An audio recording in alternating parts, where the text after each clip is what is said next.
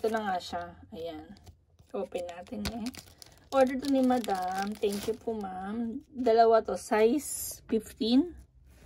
Ayan. And size 10. Couple din. Gagawin niya tong couple din ng asawa niya. Thank you po sa pag-order.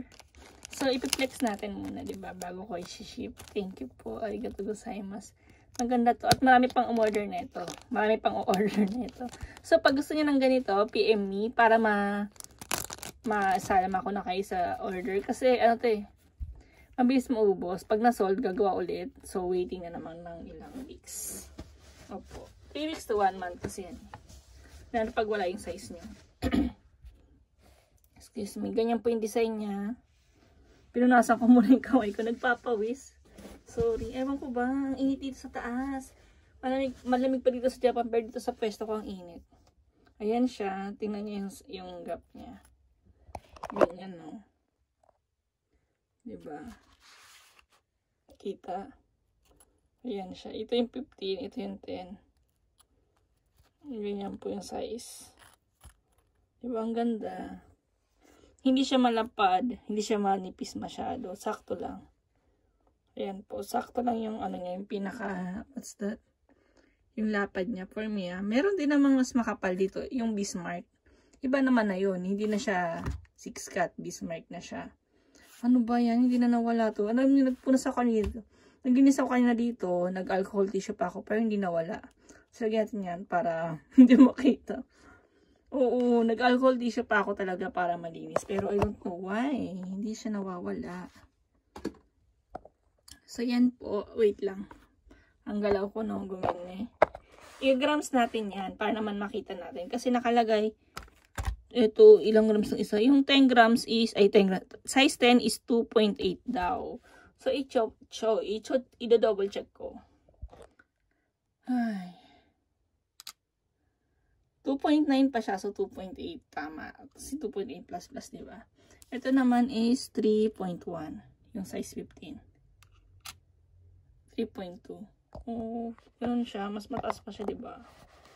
So, ang mga to po kasi, iba-iba yung size. So, expect iba-iba yung price. And pataas ng pataas ang gold ngayon. So, wala naman ako magagawa. Like kung mo sinasabi, tumataas ang gold. Talagang tumataas yung gold.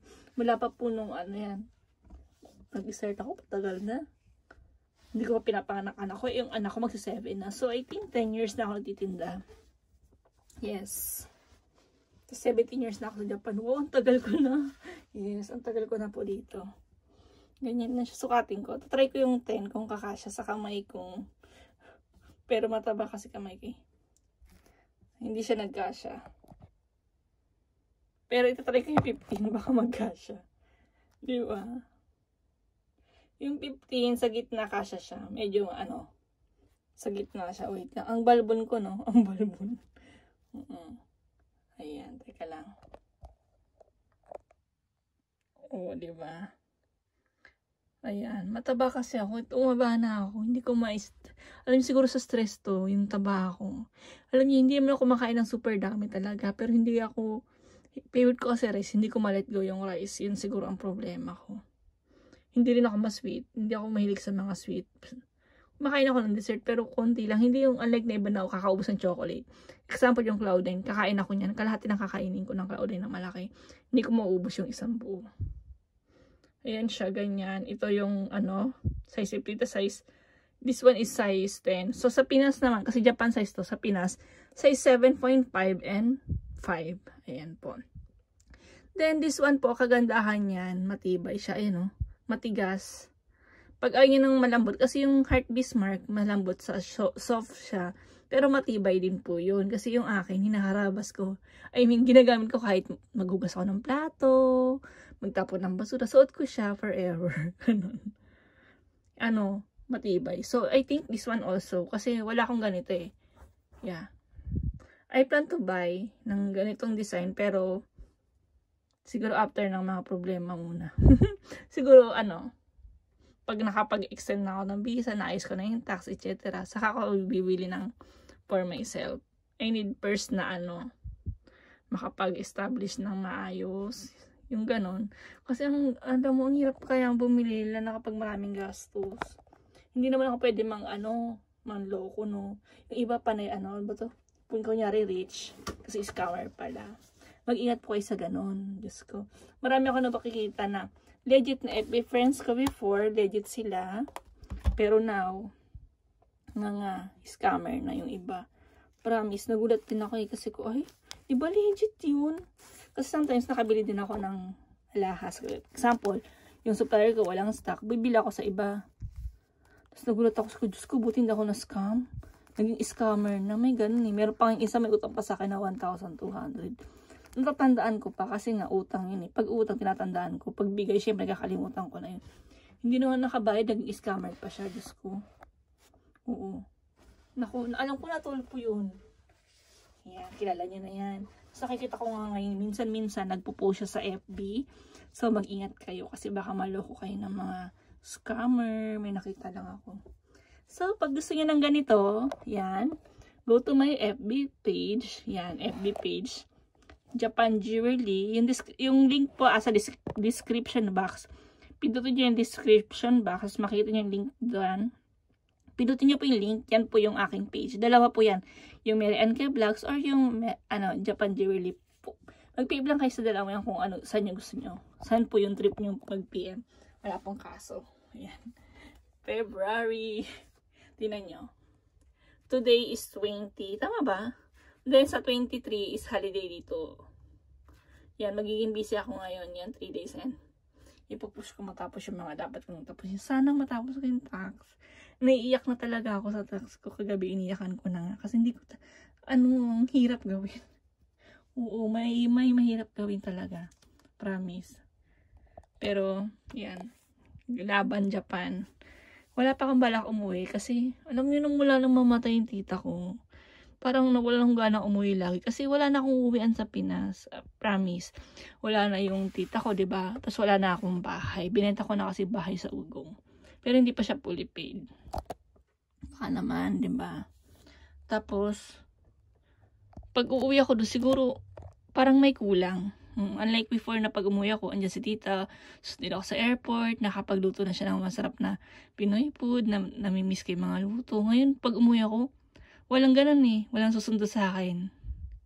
Oo, kaya 4 years na akong di umuwi. Kasi parang iiyak ako pag umuwi ako, tapos wala siya. Namiss ko rin sila tiya.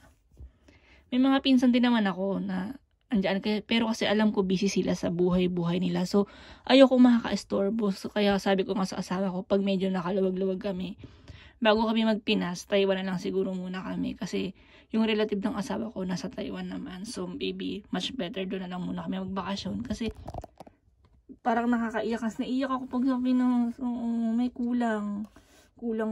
May kulang sa akin. Lalo si mama nasa Usamis naman. Sa probinsya. Dun sa side ng asawa niyang bago. Oo. Tapos yung papa ko naman namatay na. So, empty. May kulang sa akin. Anday. Yan. Nag-emote pa ako, no? Pero yan, na-miss ko rin umuwi. Pero, hindi talagang uwing-uwi ako. Na parang siguro, gusto kong umuwi ganyan, nakakaingit yung iba. Pero yung uwing-uwi ka dahil may uwian ka, wala na eh. Yeah. It's true. Kaya ngayon, focus muna ako dito sa Japan. Yan. Kailangan natin pagandahin yung mga tinda natin.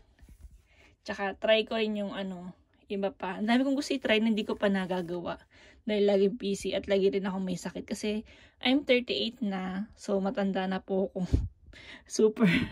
Feeling ko super tanda ko na. Yan. Pero yan, pag meron kayong gusto or pag pupunta kayo ng Japan, example, nasa Pinas kayo, gusto nyo ng alahas, pwede kayo mag-order sa akin. I-send ko sa hotel nyo. Or pwede kong direct i-send sa Pinas or sa America or ibang bansa yung order nyo. I can ship it anywhere. Basta pwede ang shipping, diba? Pag yung may mga war country, like sa Israel kasi ngayon, medyo delay. Nag-send ako last December, dumating ng January. So, almost 1 month bago dumating yung order ng buyer ko. Kaya medyo worry siya. So, yun lang. Medyo delay pero darating naman yung order nyo. Sige, thank you po. Hello po, good morning, good afternoon, and good evening everyone around the world. Ayan po. Late na naman ako nakapag-upload. Sorry naman. Oo, na-stress ako sa tax ko kasi dito sa Japan ngayon, busy mga tao sa tax kasi yung income tax yearly ginagawa yun. So ako, hindi pa rin ako natapos-tapos. Diyos ko po, humingi na ako ng tulong sa asawa ko. Kinukulit ko na kasi kailangan ko talaga.